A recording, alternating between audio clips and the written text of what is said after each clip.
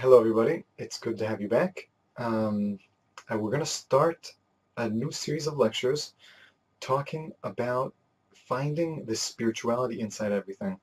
It's almost Shavuos. We're in the Shalosh Yemei Hagbalah, 3 days before Shavuos, and Shavuos is the time when we receive the Torah. And when Klal Yisrael received the Torah, Hashem didn't just teach them the Torah, the words written inside the Chumash, but He taught them the Torah inside of everything. The whole world was opened up to them, and they saw the spirituality and the ruchnius, the kedusha, the holiness inside of everything. And Hashem taught them how to connect to it, and taught them the depth about the physical world even that we live in. And so not only did they understand the heavenly realms and the spiritual levels, but they also understood the kedusha and the Torah that's hidden inside the physicality. So Rabbi Nachman in his teachings speaks a lot about this topic, speaks a lot about spirituality hidden inside the physicality. So we're going to start in this year. We're going to start discussing how we go about finding it and how we go about seeing the ruchnis inside, the spirituality, the kedusha inside every single physical mundane thing. So very simply, the physical world, without going into details, the physical world has hints to it. It has ramazim to the spiritual world. Every single thing in the physical world is hinting to a spiritual truth, to a spiritual ruchniistic fact. And Hashem, in the world that we go through, is interacting with us. I mean, it's when I walk down the street and I hear a loud noise or someone cuts me off in my car, these are messages from Hashem, because everything is, Hashem runs every single little aspect of the world, and every single thing that we're experiencing is really an interaction with Hashem. So in this series, we're going to discuss what the different things of the world, what they mean, and how to connect to them to become closer to Hashem, to be more cognizant of a deeper, a fundamental, more important thing that's going on in our lives, meaning the spirituality and the Torah that's inside everything that happens to us, and to lift us up a little bit, a few drops, a few steps above the complete physicality that we may be used to living in. So we're not going to be able to do this completely. We're going to learn certain topics. We're going to go through topics like driving, like raising children, traveling, washing clothes, doing business, and other types of things, even maybe some shopping. We're going to describe what a person could think if he wants, and what a person could be aware of when he's doing these things in order to uplift him, in order to connect to the spirituality that's hidden inside of these things. Now, an example. A very simple example is really, I would say, the tkiyas shofar. When a person hears the blast of the shofar, so he doesn't just imagine it like a mitzvah, like every other mitzvah, where he may not know exactly what he's doing. When a person puts on tefillin, it's less understandable. When a person wears tzitzis, even though it's clearly it's supposed to help him, remind him of the mitzvahs of Hashem, it's not as apparent.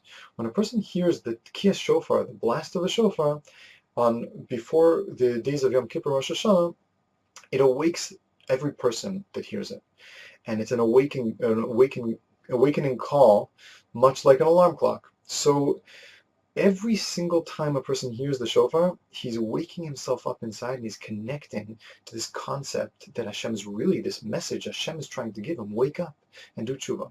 So this is apparent inside the tkiyas shofar. In other physical things, it's not as apparent. But using this understanding of the fact that spirituality is hidden inside of everything physical, we can actually expand this one step further. And not only when a person hears the tkiyas shofar, but when a person hears any blast, any loud noise, thunder, or other types of foghorn or who knows what, and it really shakes him to the core, he should remember, he could understand that there is a root here inside this blast, inside this loud sound, and it's rooted inside the same place that the shofar is rooted. Again, the shofar is a mitzvah, and this is not a mitzvah, but just to hear a foghorn is not a mitzvah, but when a person does hear it, there's a message Hashem is giving us. Now that message is wake up, is Arouse yourself to tshuva, wake yourself up, and don't be sleeping your whole life.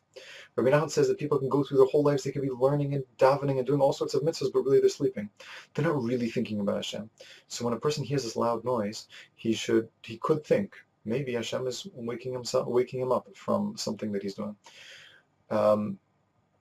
We have to understand that the worlds are connected, and the physical world is hinting to a spiritual truth.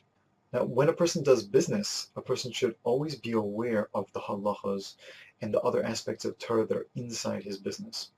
When he's not aware of these things, when he's not thinking about some aspect of Torah inside his business, he may end up chas v'shalom in the din Torah.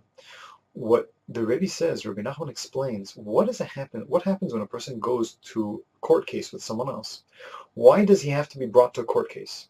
He explains that when a person does business, sometimes he forgets that there's Kedusha, that there's Torah inside everything he's doing. And Hashem, in order to remind him, brings him to a din Torah in front of the rabbis, and the rabbis go through every aspect, every thought, and every speech, every word that took place between, let's say, two people that are arguing about a certain monetary matter. And these rabbis are thinking about it in the eyes of Torah. And what the Rebbe is trying to teach us, the Rebbe says that we have to learn from this, is that the Torah is taking a certain type of revenge. The Torah wanted that we should have been thinking about it also when we were doing our business. And now that we didn't, if we didn't think about it enough, we may end up in a din Torah. So too, in everything, we always should try to think and try to find, what is Hashem hinting to? What is the spirituality that's hidden beneath the surface, underneath the physical world? So in the upcoming shiurim, again, I'm not going to give so many examples here, but in the upcoming shiurim, we're going to speak about different things and what they're hinting to in a spiritual sense. Very often it's very, very simple and clear to understand, like the blast of a shofar or thunder also coming to awaken us. But sometimes it's not so clear. Sometimes we have a bit of studying to do. But it's very important, it's very interesting, it's very exciting. If you have a specific topic, after hearing some of the topics that we spoke about, you have a specific topic that you'd like me to try to elaborate upon, if you think that it's a topic that other people have a need to spiritualize their physicality in that particular realm. Let's say if you think that a person is doing a certain type of business or a certain type of action that's very repetitive, maybe very boring, and he has plenty of time to think about the spiritual significance, but you don't know what the spiritual significance is inside of any given thing, you're welcome. You're free to email me, davin613@gmail.com, and you could ask if I have something to say, if I have a connection or an idea based on some of the Torah in the Likutei Moharan or other places, then Bez Hashem, I'll maybe even make a shir in the schus of whoever asks. It could help other people. So I'm looking for these topics. If you could help out, if you could send in a topic that you think is important to spiritualize, then please send it in. Hashem should help us always be able to connect to the spirituality in everything and always come closer to Hashem through everything. And Mashiach should come very, very soon. Amen.